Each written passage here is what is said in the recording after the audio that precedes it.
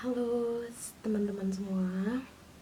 Jadi mumpung ini lagi hari Sabtu, terus gak kerja WFH, tapi tetap libur. Jadi hari ini aku mau berbagi cerita aja, mau sharing ke kalian gimana sih, karena lumayan banyak yang nanya juga, gimana sih Tan bisa dapat beasiswa, bisa dapat max, terus kayak gimana caranya lo bisa tahu dapat tahu universitas yang lo mau untuk di mana, jurusan yang lo mau apa, segala macam. Aku bakal bahas di sini tapi secara singkat, padat, dan jelas dulu. Jadi pertama tahapannya aku sampai bikin catatan dong biar nggak ngalur ngidul aja gitu ngomongnya. Jadi pertama, ini singkat padat jelas dulu aja ya, ntar aku bagi-bagi beberapa part video biar gak kelamaan nontonnya. Pokoknya yang pertama dilakuin itu adalah kalian tuh cari dulu jurusan yang kalian mau tuh apa. Nah kalau aku kebetulan itu tuh aku emang udah dari dulu kan maunya itu jurusan komposit, jadi makanya akhirnya aku cari tuh jurusan komposit tuh ada di universitas mana aja.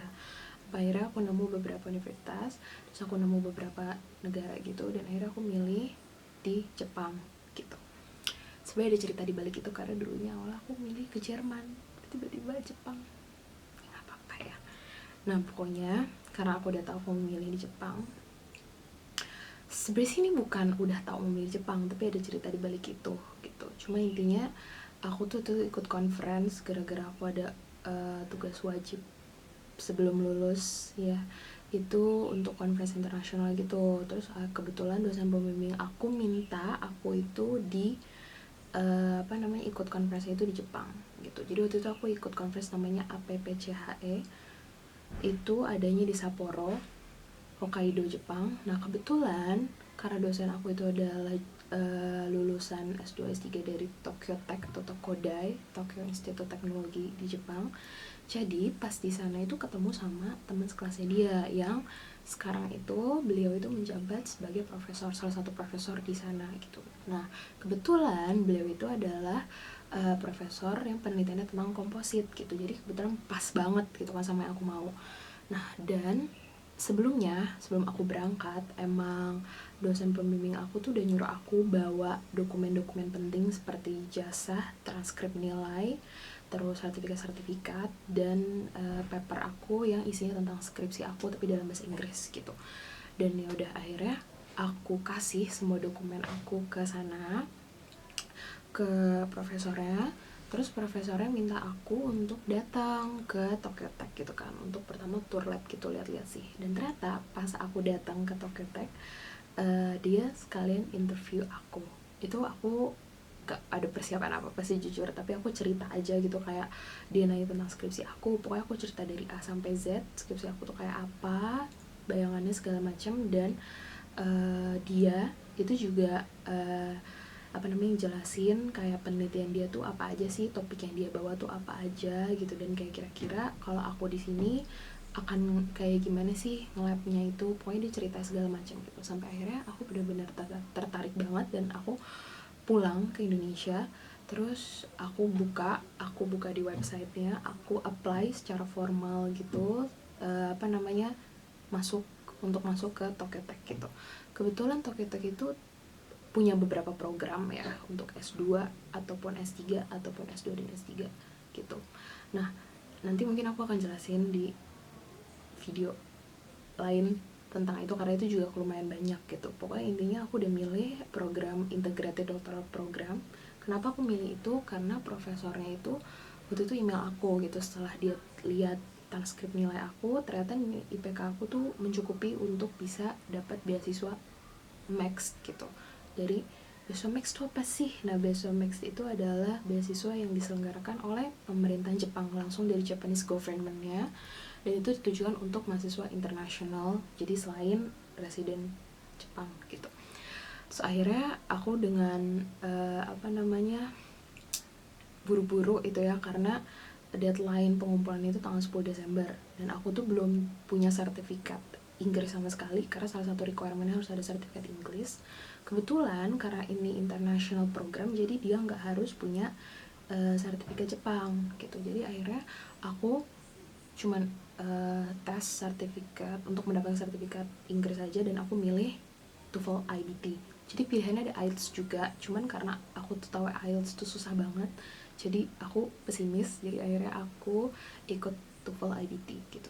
Dan ternyata karena aku tuh mendadak banget, jadi aku sebelumnya gak ada persiapan apa-apa gitu. Aku tuh cuman pernah les IF doang dari aku SMP sampai kuliah gitu, tapi aku belum pernah ikut yang bener-bener kayak les untuk persiapan tes TOEFL atau IELTS gitu loh. Jadi makanya kemarin tuh aku bener-bener gambling banget ujiannya, sampai akhirnya aku dapat skornya, udah dapat hasilnya, itu langsung dikirim ke Tokyo Tech-nya gitu.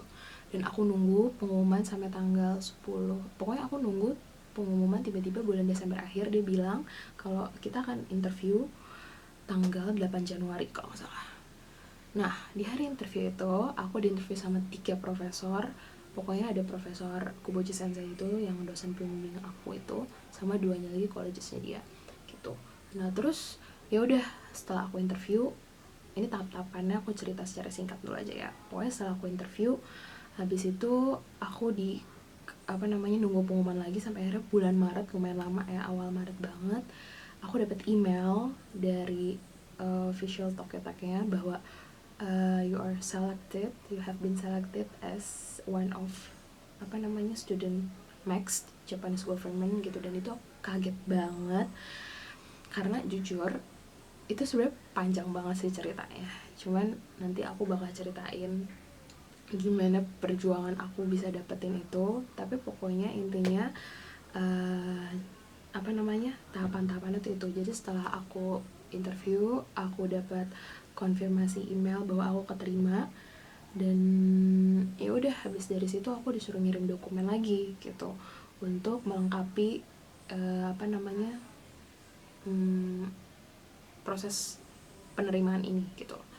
Dan kalau kalian mau tahu, itu sebenarnya ada selain Max itu banyak banget, nanti aku tunjukin ke kalian di description box gitu. Jadi sebenarnya UI itu, mungkin karena kebetulan aku tuh S1 kan di UI, jadi di UI itu ada yang namanya International UI. Di situ ada informasi banyak banget tentang beasiswa-beasiswa, dan kebetulan waktu itu karena aku tuh orangnya rajin banget datang ke seminar, exhibition, pameran tentang beasiswa-beasiswa gitu, dan tentang universitas-universitas buat master degree ataupun doctoral degree. Jadi aku lumayan punya banyak info, dan sampai akhirnya aku tahu nih sebenarnya tuh banyak banget gitu ya. Ada Okazaki Gaita International Scholarship, itu untuk beasiswa jenjang master di Jepang yang dibukanya 2 tahun sekali. Terus ada juga yang Hitachi Foundation Scholarship, itu kalau mau kuliah S2 S3 in medical science and technology field di Jepang. Ada juga yang namanya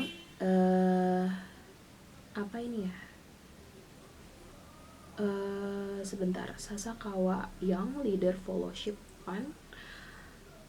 Pokoknya itu, tapi itu untuk mahasiswa UI jenjang doktoral ilmu humaniora. Jadi kalian itu sebenarnya bisa banget terutama buat anak-anak UI, bisa banget buka www.international.ui.ac.id atau bisa langsung datang ke kantor International UI-nya di rektorat.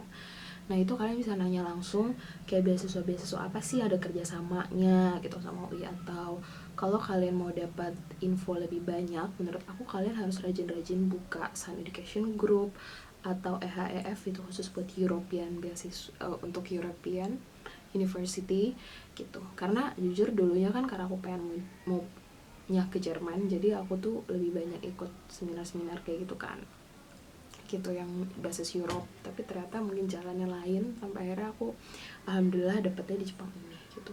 Cuma kalau ditanya untuk persiapan apa, pertama banget pokoknya harus dilakuin adalah persiapan bahasa gitu. Yang kedua, karena mau even though kamu dapet international program kan itu bahasa Inggris ya, kamu harus tetap lancar sih bahasa Inggrisnya gitu. Dan yang kedua, kamu juga harus menguasai bahasa negaranya sih. Misalkan contoh di Jerman, ya kamu harus berusaha untuk bisa bahasa Jerman karena untuk kehidupan sehari-harinya. Dan kalau misalnya di Goethe Institute contohnya kayak aku, walaupun gak jadi. Nah, yang kedua kalau misalkan mau di Jepang ya berarti kalian harus les bahasa Jepang gitu. Menurut aku platform tempat les gitu banyak sih di Jakarta, jadi kalian bisa search aja gitu. Dan yang kedua, kalau di Jepang itu beda sama di Jerman. Di Jepang itu kalian harus yang namanya cari profesornya dulu gitu loh, karena kalian tuh butuh kayak acceptance letter gitu atau kayak recommendation letter dari profesornya untuk lebih mudah masuk ke university-nya. Tapi kalau di Jerman itu kalian apply biasa aja dan kalian tuh akan nanti langsung interview, terus nanti langsung pengumuman kayak gitu. Cuman pengalaman aku adalah ketika aku apply untuk Universitas Jerman itu rata-rata mereka butuh working experience minimal 1 tahun gitu. Jadi kalian gak bisa ujuk-ujuk langsung daftar, tapi kalian setelah lulus harus kerja dulu, beda sama di Jepang gitu. That's why mungkin emang ini udah jalannya dari Tuhan, jadi aku milih di Jepang kayak gitu. Nah, kalau misalkan kalian mau tahu lebih lanjut tentang Max ataupun tentang Institute Teknologi, Tokyo Institute Teknologi atau Tokodai, nanti aku bakal jelasin di video selanjutnya.